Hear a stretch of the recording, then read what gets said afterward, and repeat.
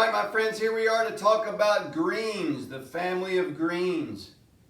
And I think it's just commonplace that we associate green with the lushness of the outdoors and our natural environment. For pretty much 8 months out of the year, 7 or 8 months out of the year here in North Carolina, we got green grass and green trees and green everything here, and it's beautiful and lush and wonderful. So for me, green just has this association with the natural world, this verdant, sort of a rich lushness that I just don't think you get with any other color.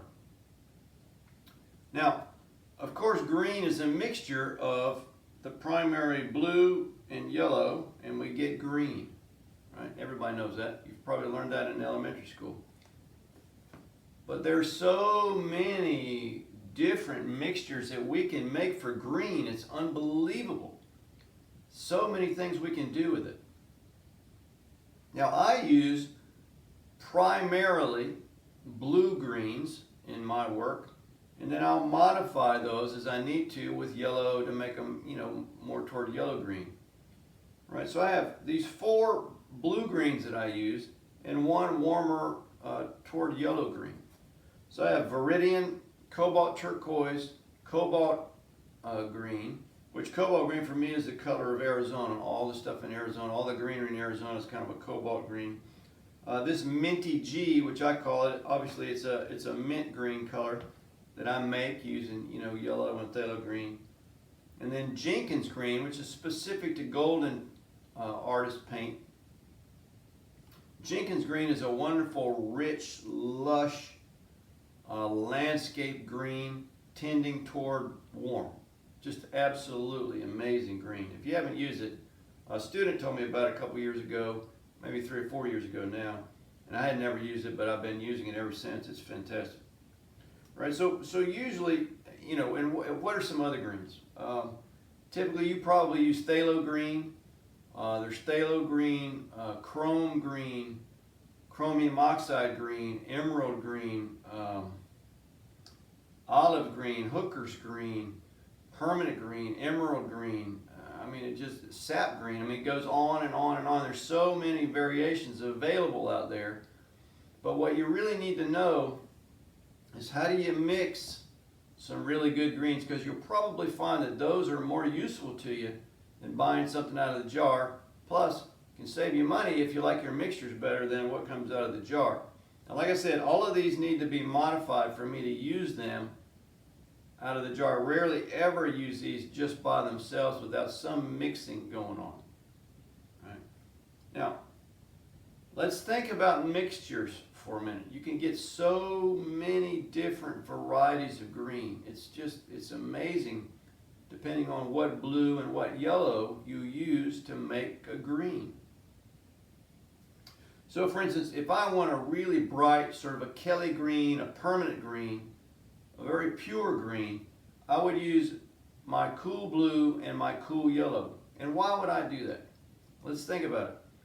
The cool blue is blue plus green. The cool yellow is yellow plus green, right? So each one have green in them. There's blue and yellow, which make green, and then there's yellow with green and blue with green, which are green, right? So those two are going to make your most vibrant, most beautiful Kelly green, permanent green mixture, right? And then that's probably going to be too bright, so you may have to neutralize that a little bit. So you can make that mixture. If it's too bright, you can add a little bit of red to it to neutralize it a little bit, right? If it's too bright. Now, if you mix these two together, it's going to be very different than these two. And why is that? Warm blue, as you recall from our previous discussion, is blue plus red. Warm yellow is yellow plus red. And if we're trying to make green, we really don't necessarily want our mixture colors to have red in them. Because when they have red in them, red is the complement of green. So the red is going to neutralize the green mixture, meaning it's going to take it more towards gray. Right? Remember, neutralizing means it's going to take it toward gray, reduces the brilliance, reduces the intensity, and takes it more toward gray. So these two are going to make a sort of a really rich olive green, which is beautiful for landscape painters or for whatever else you're doing. Right, so very different mixtures just by varying the yellow and the blue. And you know, I showed you the cobalt in a couple of previous videos. Cobalt being kind of a middle blue, neither warm nor cool.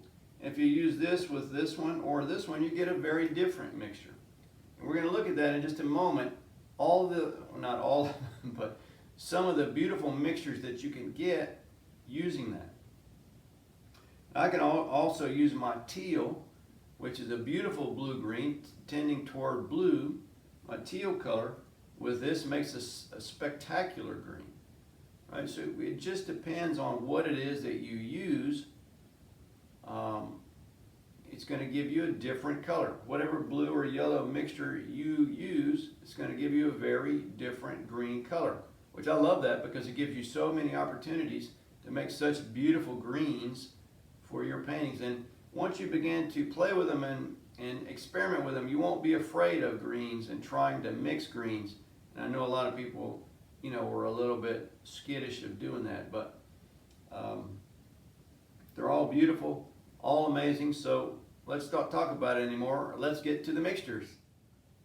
All right, let's look at making some lush greens and see what we can do about green. Green, green, green. Now, what we're going to be using here is I've got set up a cool blue, which is my cerulean blue. So I'm going to mix cool blue with cool yellow, bends, cool blue with warm yellow, diarylide.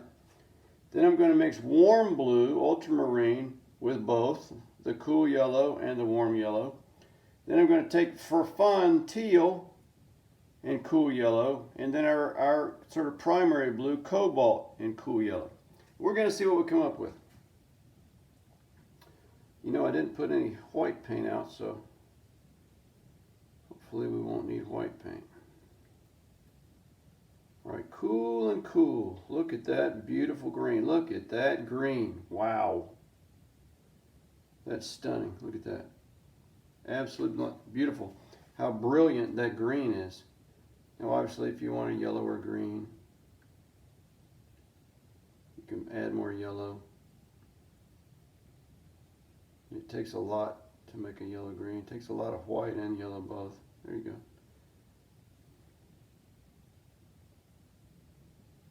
And make a kind of a bluer green.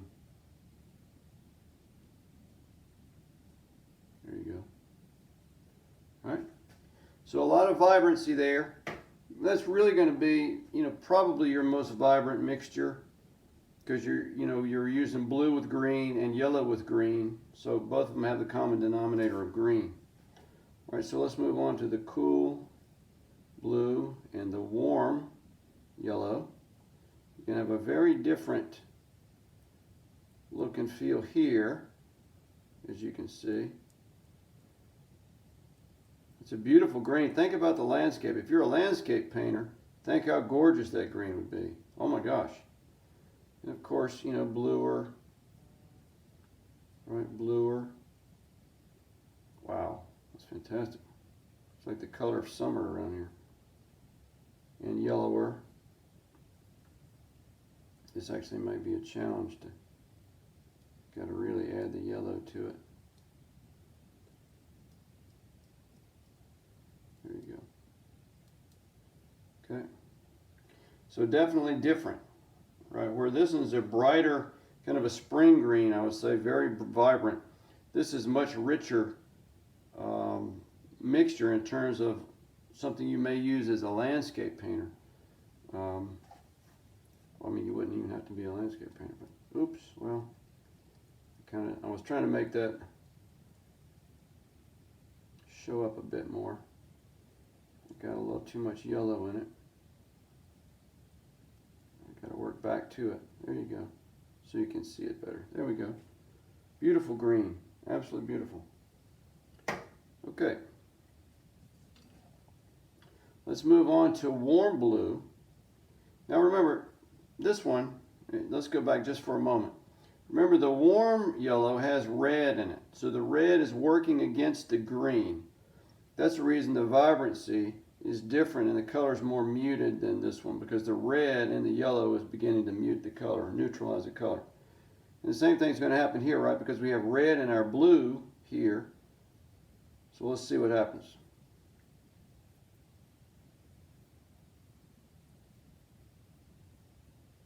Wow, look at that green. Might be a little blue yet.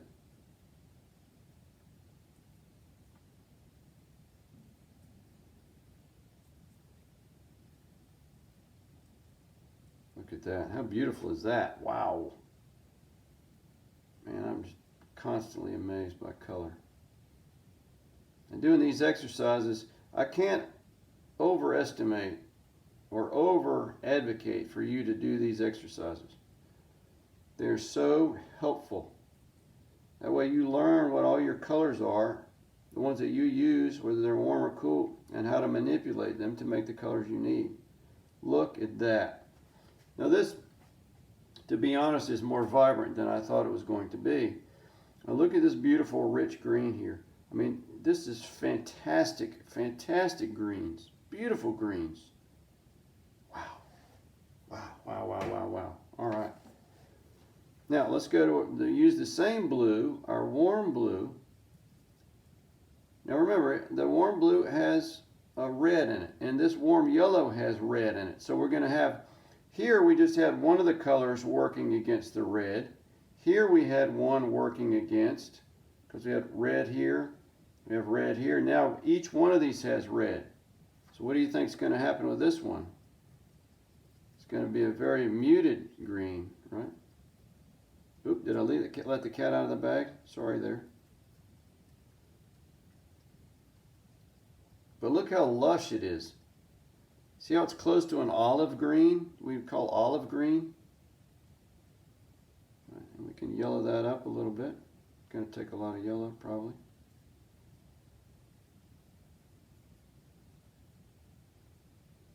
Right, and we can blue it.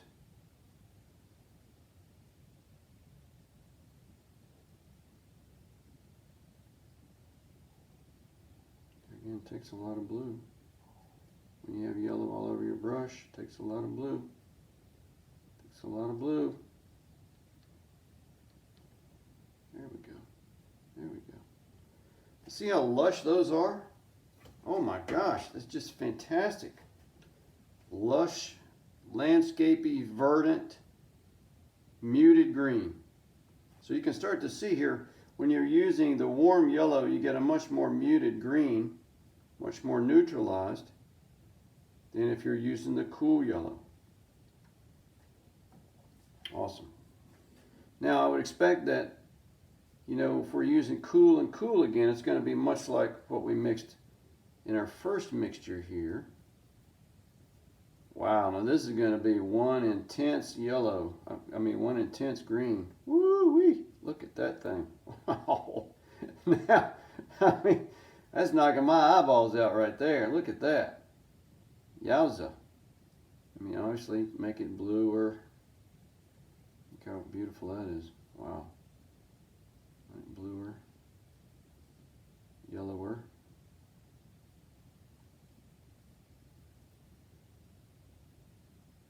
To put a lot in there.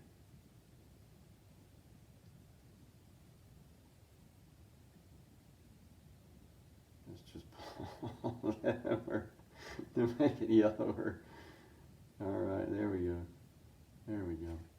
See, now that is an intense green. And there'll be very few times, I think, that you would actually be able to use that sort of a mixture in a painting because, you know, for me, that's a little too intense. Even if you like bright colors, that's bordering on, you know, fluorescent green. And there may be times when you would want to use that in a very small measure. Okay, now we're going to do cobalt, which remember is our kind of a primary blue, and our cool yellow. And hopefully this will render an absolutely gorgeous green. Going to need more yellow.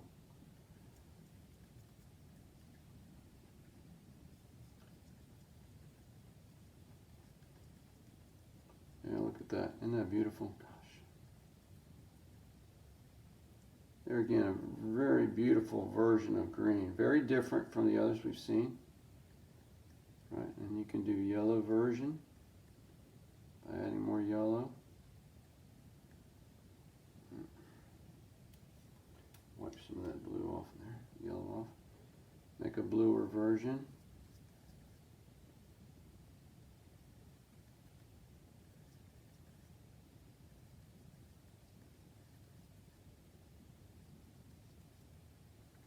And there you have it.